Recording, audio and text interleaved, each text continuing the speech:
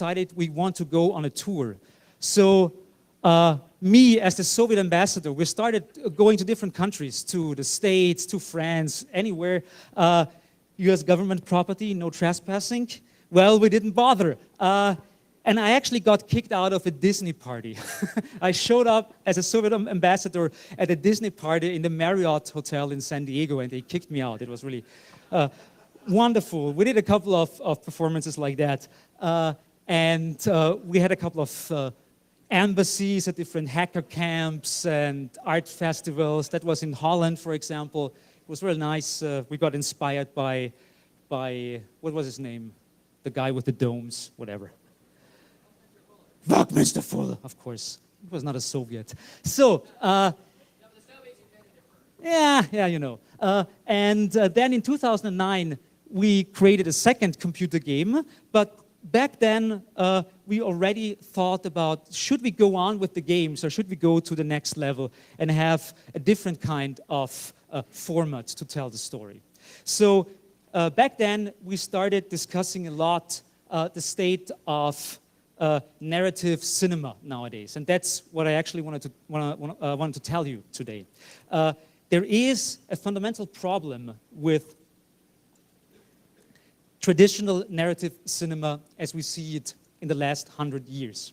So there's lots of drama about cinema and the drama of cinema. Why? Okay?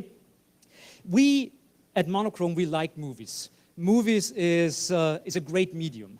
I never ever cried when I played a computer game, but I cried, you know, like a dying pig when I watched Titanic. Can you imagine?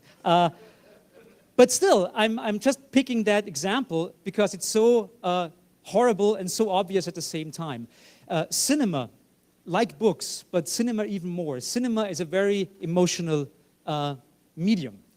You embrace, you indulge yourself into another world, another universe. You sit there for 2 hours and you let the story guide you in a certain way and emotionalize you. We really like that. So the medium of the cinema is not dying. It's over 100 years old, but still it's out there. The problem we at Monochrome always had with the traditional narrative cinema of the early 21st century is the traditional narrative cinema of the 21st century is completely ignoring what's going on right now in our world and what's important about it. I'll show you. Movies are about action. You need movement that the camera can point at. You need action, explosions. You need love scenes. You need something that's happening in order to film it, to make it attractive for the medium of cinema. The problem nowadays is that we live in a world that is almost, in all the aspects that are important nowadays, completely deprived of things that can be filmed. What's going on? It's about the so-called displayability of what's going on nowadays. It's kind of easy to film a computer because a computer is really important nowadays.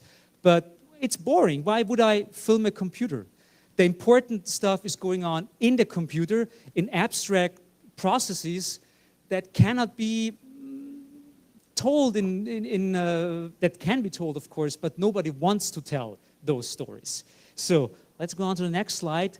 The movement I was talking about, there's a really great term by the French philosopher Gilles Deleuze, and he talks about the movement image. You need to film action to make something visible or interesting in traditional cinema. Traditional cinema is a great way to also spread ideas. So, for example, I mentioned before Titanic. Titanic, of course, is a multi-million-dollar film about dying people on a ship. At the same time, James Cameron told the story, and that's really important. Cameron told a story about two different people in the class structure of the early 20th century. So it's a love story between upper-class people and lower-class people, and that's actually the narration of the film. It's not all about the ship and how it's falling apart and people are dying. The emotional story is this love story between two members of different classes. So, and that's exactly what I'm talking about. We need stories, we need narrations that tell the stories of what's going on nowadays, and that's very important. Filming a movie about a bank robbery is pretty easy, and it will go on forever, yeah? But filming or creating a movie about the real crimes of the 21st century is pretty hard, because the real crimes of the 21st century look like this. The real crimes are abstract algorithms somewhere in the data systems of our world. That's what's defining what's going on nowadays. That's what should emotionalize us, but it's not going on because nobody is telling those stories. There are, of course, documentaries. There are people like the Yes Men trying to break it down in interesting bits and snippets, yeah? But still, we need more movies, because movies are a mass medium, an emotional mass medium that tell the story of that crime, what's going on. There are hardly any movies, I mean, like there are almost 1 billion people using Facebook. Why there is almost no Facebook or interaction on social networks like Facebook in movies? Of course, to a certain extent, that's boring. It's boring filming Facebook, or you end up with a suit or something because you film a website and you don't, whatever, yeah? But what I mean is that the stories of Hollywood are still the same that were told in the 1920s. What the fuck? What's going on? There should be a new era right now of movie makers and filmmakers and creative people who take the everyday life they live in. And I mean, my life is 60% online, yeah? Why is that not shown? Of course it's hard. Of course you have to find special ways to tell those stories. Maybe it's a fairy tale, maybe it's a fable or something. Of course those abstract formats here, they can't be reduced to like a simple filming what's going on. It doesn't work that way, yeah? But there are so many creative people out there. Why is there no creative discourse about how to tell the stories of the 21st century? So we need to tell all those love stories and crimes and dramas that are actually abstract, but they're actually creating our lives and we create them. So how can we do that? There is a quote from the Internationale. It's called, "To be nothing, don't carry it any longer." And to a certain extent, I think that's true for cinema. Because the traditional narrative cinema is getting more and more obsolete over the years. And that's bad. Brecht, nice guy, I hope you like him, in the 1920s, 1930s, he actually said something really true. He said that an image of a factory, a Krupp factory, does not explain how the factory of Krupp is working. And that's exactly what I'm talking about. Filming a computer is not explaining how the computer works. Filming the Wall Street bull is not explaining how Wall Street works. We need to find ways to make those abstract things graspable for regular people out there who want to cry about that shit. They want to cry about that stuff like they want to cry about Titanic. But there is no one trying to make that stuff accessible for them. And then they're talking about eggheads and stuff like that. It's true to a certain extent because there are no people out there trying to pack all that complex material into interesting stories that people want to consume. And I'm really saying want to consume. Good.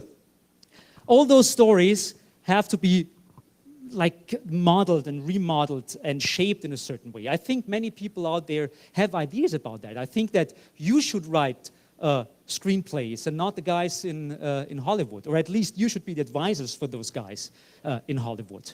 I mean, the film about Facebook was pretty much okay like 2 years ago, but it's a film about pretty much the rivalry of two guys. It's not telling a lot about how global capitalism nowadays works and why Facebook is so big nowadays. Okay, so be aware. And that's why I'm telling you the story, because we, 2 years ago, 3 years ago, we decided that we want to try it. Because nobody tries it, so why not we? Let's start with it. So you have to be aware, if you want to make a movie, you easily sell your soul. Movies are big, complex processes. You need a lot of money. You need many, many people working on it. And over course, you can probably easily lose the track. You probably fail doing it, but that's not the reason not to do it. There's the danger of getting investors who don't understand what you're doing. There's the problem that some investors might want to break down your message into a more consumable format. There are many problems. They're the problems of that some stuff is actually really hard to display. But we were thinking about that when we came to the end of the computer games we did about Soviet Unterzögersdorf. And we said, why not taking this like crazy idea of the Soviet Unterzögersdorf guys in the middle of nowhere and using that as the basic setup to tell a story about the digital age, about the 21st century revolutions and the stuff that's driving society, but nobody tells movies about that. Why not taking these obsolete Soviet people and make them save the world of the 21st century? That's pretty much what we tried. So the film is called Zulu, and it's actually not about the Soviet guys, but the Soviet guys are very important in the film, but it's about the United Nations, because the United Nations, we thought, is a really important figure in global politics, but at the same time, it's the big failure of global politics. I'm so happy that the UN exists, but at the same time, the UN did so many things wrong in their existence that I can't even start talking where, okay? So what we did is, we created a United Nations camp between the free world and the Soviets. And that's the camp that is pretty much like the main characters in the film are those United Nations guys sitting in the camp, and they have nothing to do, really nothing.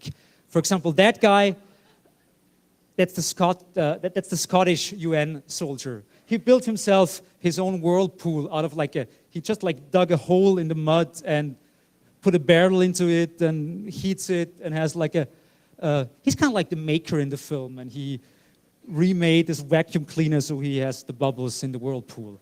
So that's what they're doing for 5 years. They're sitting there, nothing to do for them, and they're only there because, well, they have problems with authority, they're drunkards, they did some shitty stuff in Kosovo nobody wants to talk about. So that's why they are there. And they never ever saw a single Soviet. So they're just there and doing their job, which is doing nothing. But suddenly, in the beginning of the film, there's a giant explosion on the horizon in the Soviet country, in Soviet Unterzögersdorf. And that's when the story starts. So the UN guys have to find out what is going on. For the first time ever, they have to do their job. And that's actually pretty tricky for them. It's a film, I can't tell you anything more. It's a bizarre conspiracy about industrial espionage, media madness, political intrigue, and it ends up with the Soviets saving the digital future of mankind. Well, that sounds pretty crazy, but actually it works out. A couple of the storyboards I wanted to show you. That guy is the one cosmonaut they have who will never ever fly to space, by the way. That's their crane. They really like their crane. It's called categorical imperative. No, yeah. Or that one, the one athlete they have. The one athlete and the one skyscraper they have. So you think, well, what's going on? Why they're really backwards? Why can they save the world? And I don't want to spoil a lot, yeah? But over time you find out that those Soviets actually understand the way that the digital world works way better than the media conglomerates, United States, espionage people, whoever. So they kind of they are like the hackers of the 21st century. And only because their utopia failed so big in the 1990s that the Soviet dream collapsed because it was like a whale that stranded on a beach and killed itself. only because they're so unimportant nowadays. They have this like remaining utopia left in their soul that they can finally kind of like play out their trump and their trump card and save all our future, including WikiLeaks. We have great filming locations that really exists. We didn't Photoshop that. We did a little bit of Photoshop here. We have to, of course. And we have nice props. That's actually from the Stasi Museum in Berlin. So we were like trying to get interesting stuff. The workforce, that's why I'm to a certain extent here talking to you, is because we still need people helping us on the whole thing. So if you are interested in helping us with CGI or stuff like that, or if you want to help us in any way, we have a couple of cool people on board. Mark Mothersbaugh, you might know him as the guy who always does the soundtracks for Wes Anderson. He was one of the lead guys of Devo in the 1970s and 1980s. He will do our soundtrack. Aaron Mozalski, SF Slim, he is an old veteran of Lucasfilm and ILM, so he will help us with the CGI. He's our CGI supervisor. Chris Brown did a lot of casting, even for Spielberg and Guillermo del Toro. Stephen Tolan will create our creature. There is a creature, oh yes. Oxblood Ruffin, I guess you know that guy. He's part of the CDC. He's our digital politics advisor. He had a couple of really good points of input. And performers, well, first, I want to tell you, I have to show you a short video. So please turn down the lights. I want to show the video and turn on the volume, pump up the volume.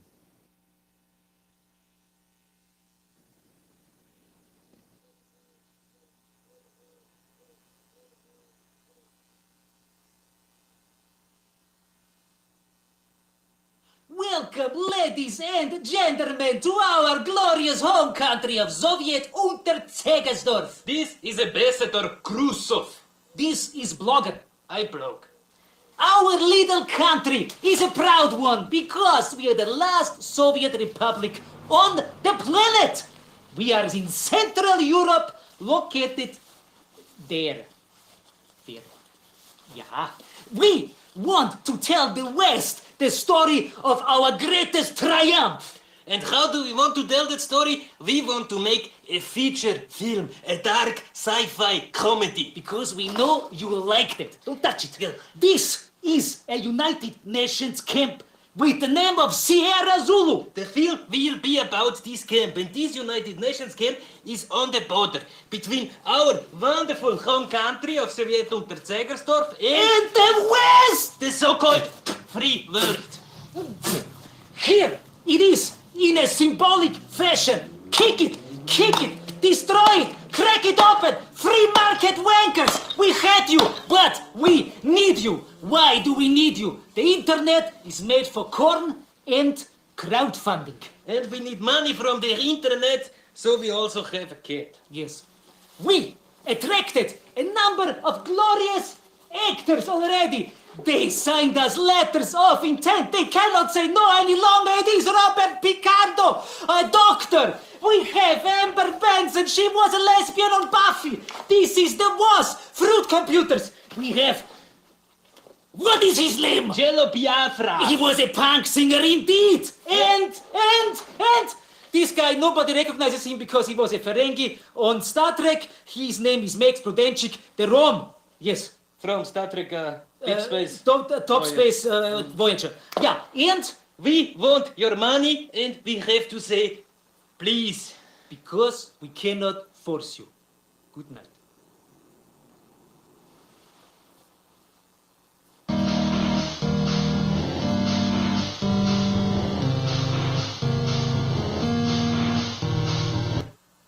Oh, I hope I get the money. Because I'm sick of this shit. Ik heb die iets zo warm was.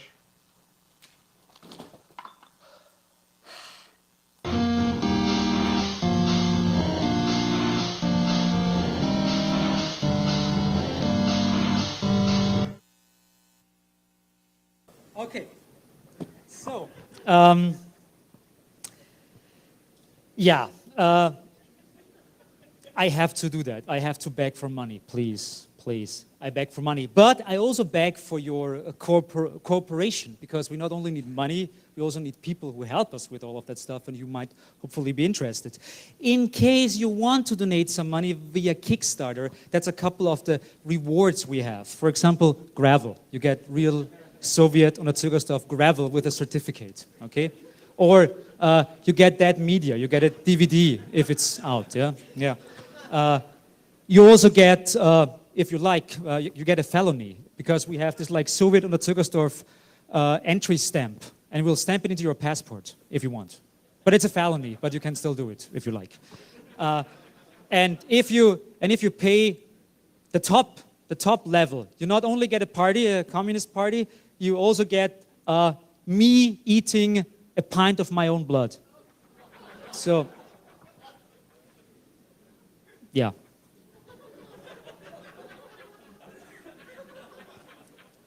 It's for the Western plutocrats who like a decadent reward. Yes, I'll eat my own blood. Yes, it's good. So, we need heroines and heroes to finish all that crap. In a personal conversation, I can tell a little bit more about the secrets of Soviet Unterzügersdorf and the film, because I don't really want that on film right now, because it's kind of spoiling a little bit. But still, our interest in doing that whole project is taking a really silly story as the medium to deliver a pretty serious message. So we want to talk about intellectual property. We want to talk about the ways the power elites work on the planet, the way how international relationships are dominated by corporations and very strong key figures on the planet. So we kind of want to break down the network structure of the power elites, project that onto Soviet Unterzügersdorf and the small UN camp, and tell a fable or tell a fairy tale about what's going wrong nowadays and how we can probably fix it. So that's our big goal. I hope we will succeed doing that. But the good thing is, a couple of people are really, really interested in helping us. I mentioned them in the video. Robert Picardo, who was the hologram doctor on Star Trek, he will be the Supreme Soviet of Soviet Unterzügersdorf. We have the Yes Man in there with a really small and nice appearance. We'll have all the other guys, Jello Biafra as a decadent US diplomat and stuff like that. So, and that's only the people I can talk about, because we have more people, but they want to sign a contract first, but that's why we need some money. In fact, the film is partially subsidized by the Austrian government. So we got a grant by the Austrian government to film the film, because of course we asked for $50,000 on Kickstarter. You cannot do a film for $50,000, especially not a film that we plan to do. But the good thing is that with the Kickstarter money and the grant money from Austria, we can apply for the next level of grants in Germany. And with that money in Germany, we can actually make the movie happening and film it next March. So we have a pretty tight schedule. So in case you want to help us, please do so. I have a shitload of flyers. Actually 2,500. I think I'll probably, I don't know, I'll burn them or something later on, because I'll never be able to use all of them, but they smell good. I mean, that's a good thing, yeah. So, I think I've talked too much already. I'll switch to the social media info.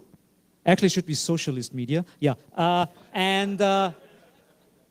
I would like to open the panel, so if you have questions for me, please go ahead, and I will hand over the microphone, because that's actually the questioning microphone. Whoever. Thank you. By the way, a big applause for the guys doing that. It's really working class of hope. And I'll use that one. Okay. Okay. So I thought you made a good point about the role becoming less visual and movies not doing great job capturing it. I'm just curious if you can, without spoiling the film, sort of tell us how you're trying to get away from that problem, how you think other people in Hollywood could do a better job of sort of capturing stuff that doesn't look Yeah, like I it's in think the I think it's 1920s? not. Yeah, thanks. Great question. I think it's not the problem that it's not possible. The problem is that people don't want to do it, and I don't know why. If that stuff shows up, it's always. I mean, it's quite interesting. There is one film in the last 20 years that really used the whole element as a key element, and that's this like shitty one with Tom Hanks and the email, like this love story about the email, which is kind of like they copy paste. Huh? You've got mail, yes. They copy pasted this like 19th century idea of like this like letter novels or something. I'm not a scholar of Victorian literature, yeah. But they took that idea and transferred it into the present and just like exchanged letters with emails. And I mean that's a good idea, I have to say, and it was a nice film, but that can't be it. There is so many people do stuff. For example, I'm always talking about James Cameron. Why do I do that? James Cameron's last one, Avatar, was really shitty, but at least he made the point of that he doesn't like exploitation. I don't like exploitation of indigenous populations. That's pretty much like the content of the whole film, yeah? And that's very, I mean, a film is pretty much a short story of 15 or 20 pages put into a different medium and put onto the screen. So the content of a film can't be too complex. But still, I think there is a ton of possibility out there to take interesting stories that are beyond the Robin Hood films of the 20s, 40s, 70s, 80s, 90s, and the present, and go ahead and use that. In our case, we are always, we think that the way to use a grotesque fantasy setting or a comedy is very accommodating for the idea, because you can be very specific about that. At the same time, you can be funny. You don't have to be too detailed about, is this stuff really possible? But then we have the sci-fi aspect that lifts stuff away from that. So there are tons of possibilities, and I don't know why more people are seeing that market. And the market is definitely out there. I mean, nerds are mainstream culture nowadays. Why? I want to do a film that some guy who's 14 years old and coming to hope can see and enjoy the same way that my 60-year-old mother would enjoy. You see, there is no reason why there shouldn't be a common ground for all those things, because the 14-year-old guy is affected in the same way by the digital politics out there like my mother. My mother just doesn't know about it. She has to be told in a way that she can understand, I think, yeah. I hope my long answer was not derailed. Okay, Servus. I think I have an answer to that. And Okay. it has to do with something I've noticed. I'm from Austria too, but I've lived here for a while, so I've had, opportunity to compare. Okay. And one of the things I've noticed is there's a system here, and it's very old. And I believe what's taking place here is a generational ceiling, not a glass ceiling, a generational ceiling. Let's take James Cameron, for example. His generation, I don't believe that's the generation that uses the media to that extent, to the extent that younger people do, but they're in charge. And similar things take place on the educational level, the political level, and I think that's a big part of it.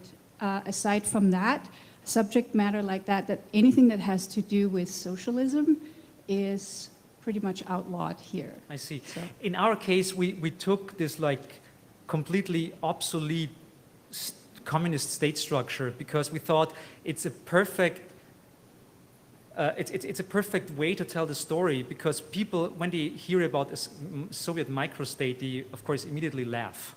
It's kind of like, it's so absurd. We don't have to take it serious, but I think that's a great way to have like malware embedded in that stuff. It's like the payload. It's the format is absurd, and the format is like, what the fuck, ha ha ha ha ha. But the payload, the content. There's this wonderful quote by Mao. I'm not a big Mao fan, I have to say, but he says we need sugar-coated bullets. And I think a sugar-coated bullet is exactly what we need. We need to tell political, interesting stories in a way that they're easily consumable and even funny. Yeah. I love the idea, but the relationship to the Soviet Union is a little bit different here, I think, than what we experienced in Europe. Yeah. What it reminded me of a little bit too was Asterix and Obelix with the Gauls and the Romans. Definitely, definitely. A very European thing. I've met Americans who have never heard of Asterix, which is kind of shoot yourself. But then again, it makes sense because Asterix, from a political level, Asterix came up in the 1960s, and it's heavily based and grounded in French anti-Americanism of the 1960s. Of course, Asterix is a film about the Gauls who fight against the Romans, but of course it's France fighting the domination by America. So you always, even in Asterix, Asterix is a very political story. At least it was in the beginning, and then it kind of dried out, I have to say. And I'm not in favor of anti-Americanism, I have to say. That's bullshit. Yeah. No, really, really, because anti-Americanism always ends up in this like crazy anti-Semitism of like the East Coast Jews running the world and all that bullshit. There's an upcoming leftist critique in Europe, and they almost sound like they're Nazis, because like the Jews, they're running the world, blah blah blah blah blah blah blah blah. Of course, that's happening here too, but there's a tendency in European countries to be very anti-America, and they think they're anti-capital, but no, they're only anti-America, and they're stupid anti-Semites. They're not criticizing capital because they can't even grasp how global capitalism is working. You cannot take global capitalism and find a scapegoat for, I'm part of capital. We are all part of capitalism. That's the problem of it. It's not, you can't find the 5 people who are in charge of that the world is bad. We're all part of it. That's the big disillusionment I have discovered in the last couple of years. Okay, any more questions? If not, I'll get a beer. Okay, thanks a lot for listening to me. I only had, like 40 minutes or something like that. In case you want to learn more, go to our website, drop in a couple of bucks. And tomorrow, there's a photo opportunity because the Soviet ambassador arrived today on a cargo ship. So he will be here tomorrow, and you can shake his hand. Good night.